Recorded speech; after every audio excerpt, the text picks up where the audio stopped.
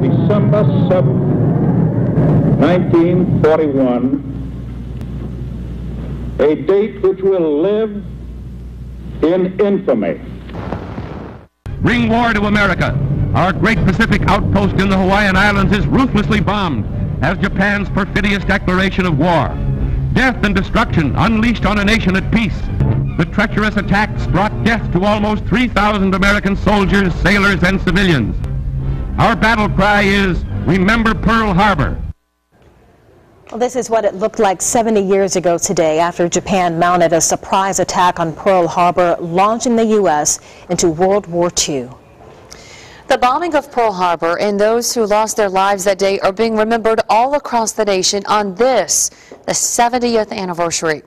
Almost to the very hour of the surprise attack, people gathered in an airplane hangar at Battleship Park to mark the anniversary, including 2 survivors. A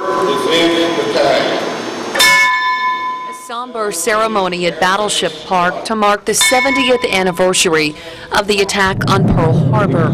2 survivors are among the crowd sitting side by side, bound by a day that lives in infamy.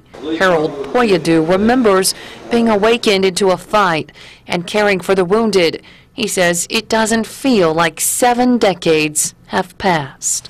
It seems like it's only been a few months. Of course, this goes on my mind, you know, it goes through my mind every few days. So, really? So, yeah.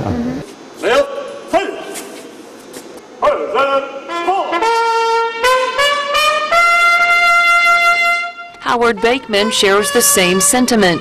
The 94-year-old retired sergeant major says he never misses this ceremony, but realizes some of his fellow comrades are missing. There's 7, there's 4 Navy, 1 Marine sergeant major and myself.